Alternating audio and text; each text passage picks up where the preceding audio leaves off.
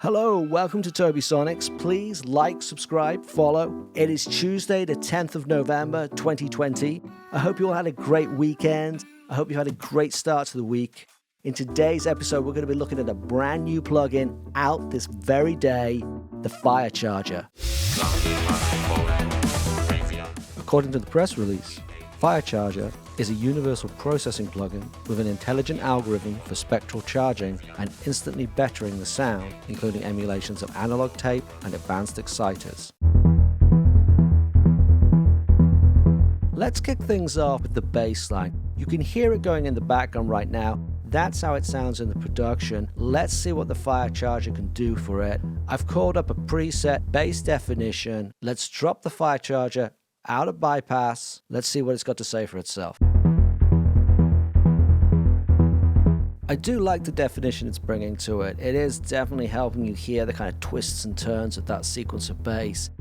I don't love the fizz that's coming in with it though. It's simply not what I was looking for that particular bass sound. It's not bad.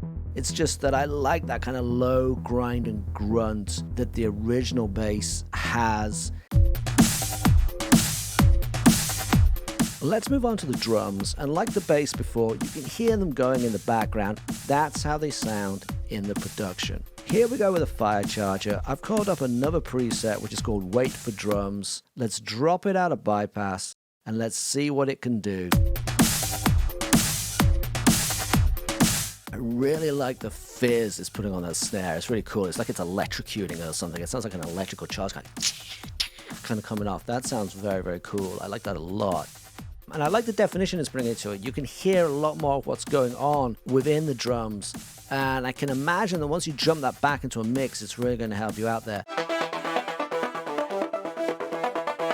All right, here we go with the chorus synth. And you can hear it going in the background as it was in the production.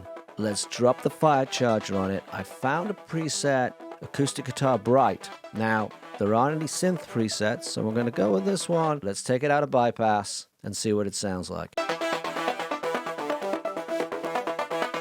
It's becoming clear that what this thing does really well is it adds definition to things. You can really hear the twists and turns of that synth. I like the kind of fizzing energy. I like the bite it's giving it. Here we have the Robo voice from the choruses, and one of the big issues with this was trying to get it to sit up nicely in the mix when there's so much going on around it. So what I've done here is I've taken a preset vocal saturator and I've played around with a couple of things. Backed off the charge, it was a touch too fizzy, played with the tone a little bit. I've pushed up the magnetize a bit more. I like that. It's bringing in some nice flavor. It's bringing in a nice kind of saturation kind of feel to it. And I've also kicked up the anodize a little bit as well. So let's drop it out of bypass. Let's have another listen and see what we get.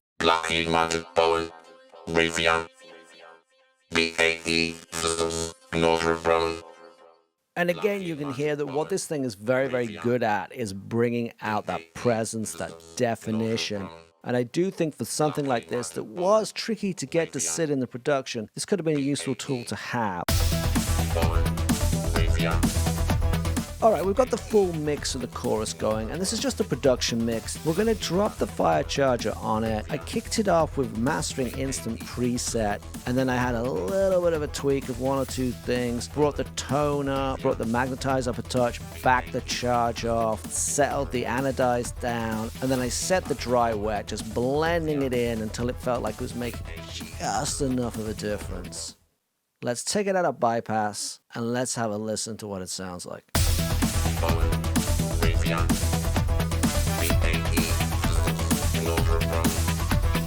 Genuinely surprised by how well this is actually working. I think it's bringing out an awful lot of detail, and it's creating quite a lot of depth and a sense of three dimensions within the track.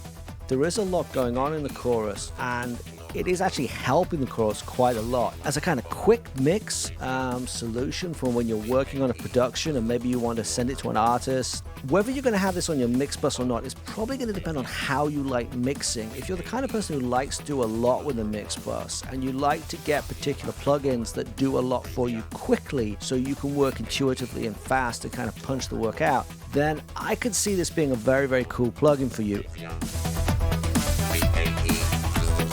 No doubt, the FireCharger adds a lot of detail and a lot of presence to individual instruments. And when you put it on a mix, not only do you get that, you also get some interesting depth and an interesting kind of three-dimensional effect, which I like a lot. I will say that for me, this is one of these, what I like to call a dig your own grave plugin. It's one of those plugins that if you use it too much, it's gonna get you in trouble. I would be reserving this for featured instruments and instruments where you're struggling to get them to cut through in the mix.